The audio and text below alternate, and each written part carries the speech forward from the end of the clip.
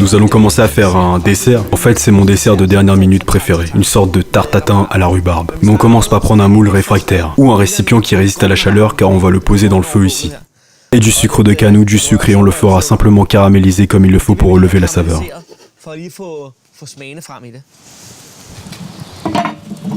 Et pendant ce temps, on commence à préparer notre rhubarbe. C'est de la bonne et belle rhubarbe danoise. On coupe juste les pointes en haut et en bas, comme ceci. Puis on les détaille grossièrement en cubes. Bien entendu, je vais commencer par passer la rhubarbe à l'eau, comme ceci.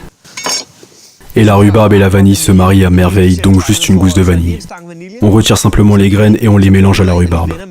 Grosso modo, ce mélange révèle toutes les saveurs sucrées. Donc on mélange, on disperse la vanille, un peu partout.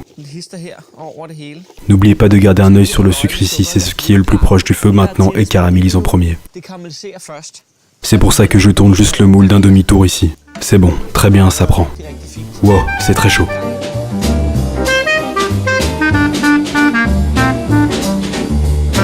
Le sucre est fondu maintenant, on peut mettre la rhubarbe dans le moule. Faites attention, car le sucre bouillant est extrêmement chaud. Et puis on ajoute simplement un petit peu de beurre, quelques morceaux seulement. Et on termine en recouvrant d'un petit peu de pâte au beurre. On fait quelques trous pour qu'elle respire.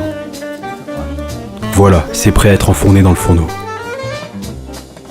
Et avec un peu de chance, on va bien terminer la soirée. On regardera ce que ça donne dans 10 minutes.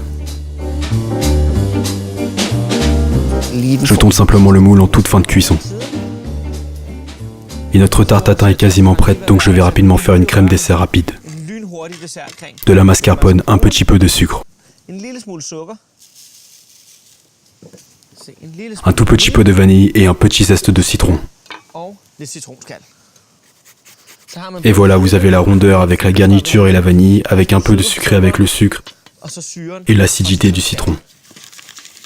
Et pour obtenir une consistance de crème et que ça ne forme pas de grumeaux, on ajoutera un tout petit peu de crème. En fait, ça délaye la mascarpone qui est bien plus riche que la crème. Après, je n'ai jamais dit que c'était un dessert léger. Voilà, c'est terminé. Et je pense que nous nous rapprochons beaucoup d'une tarte tatin. Et après 10 minutes environ après avoir enfourné, regardez ça. Normalement, on devrait juste laisser reposer un moment, mais il n'y a pas de raison d'attendre. Une cuillerée généreuse de crème à la mascarpone. Et... oh là, c'est magnifique. Un dessert d'été rapide, rustique, quand vous commencez à stresser et que vous avez oublié de le faire. Amusez-vous et bonne dégustation.